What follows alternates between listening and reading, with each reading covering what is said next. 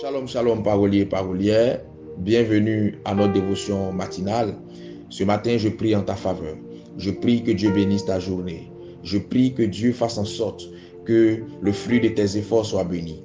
Je prie que la grâce et la faveur de notre Seigneur soient ton partage dans tous tes faits et gestes. Je prie que la protection de l'Éternel te soit accordée et que cette protection s'étende sur la vie de tes proches, sur la vie de tes biens, sur la vie de tes enfants et à tous égards. Bienvenue encore une fois à notre dévotion matinale. Aujourd'hui, nous allons parler de l'importance des autres. Ecclésiaste en son chapitre 4 au verset 9.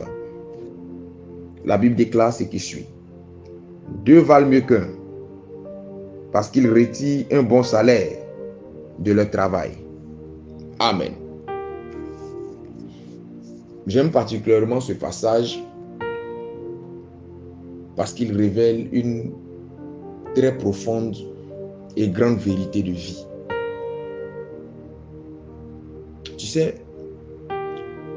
à ta naissance, tu as eu besoin de quelqu'un sans le savoir.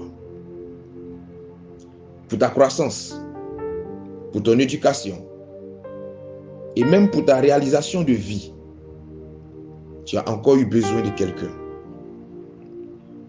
Ou tu as encore besoin de quelqu'un.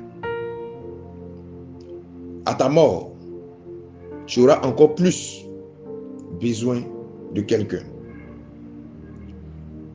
Il arrive parfois que ta frustration, une déception passée ou ton ego démesuré te fasse croire que tu n'as besoin de personne.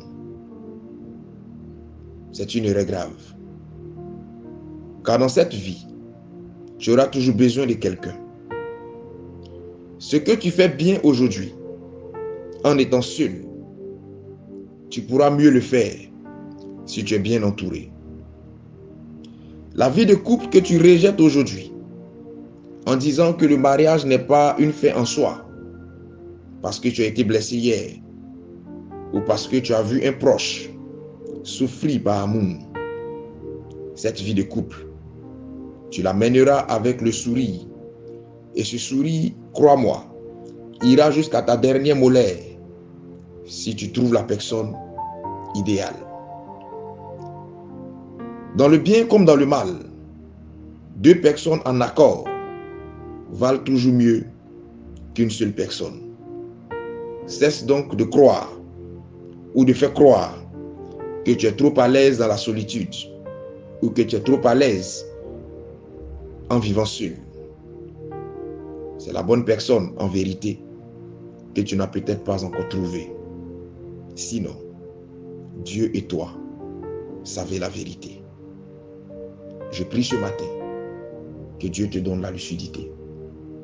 Si c'est le temps pour toi de passer par un temps de solitude, que Dieu t'aide à traverser ce temps.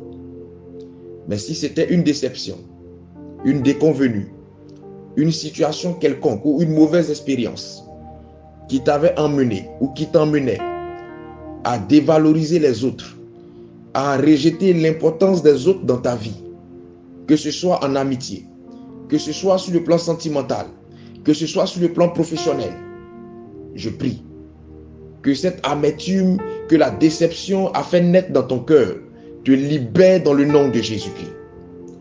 Je prie, là où des entités démoniaques s'étaient saisies de cette déception, afin de te faire accepter l'idée d'une vie solitaire, sans pouvoir te tourner vers les autres. Là où ces entités avaient fait grandir en toi l'orgueil, qui t'amenait à rejeter toute main tendue, aussi sincère qu'elle pouvait être. Je prie que cet orgueil te quitte dans le nom de Jésus-Christ. Je prie enfin que Dieu fasse tomber les écailles de tes yeux et qu'il te donne le discernement, afin que tu saches distinguer l'aide qui vient de lui de celle qui ne vient pas de lui, la collaboration qui vient de lui de celle qui ne vient pas de lui, la relation qui vient de lui de celle qui ne vient pas de lui, afin que tu puisses accorder à ceux-là qui le méritent l'importance qui leur revient de droit. Que Dieu te soutienne et que Dieu t'aide à prendre conscience de l'importance des gens de qualité, des gens de valeur dans ta vie. Je prie Que le Seigneur te donne la bénédiction cette journée et que sa grâce demeure chez toi. Shalom chez toi.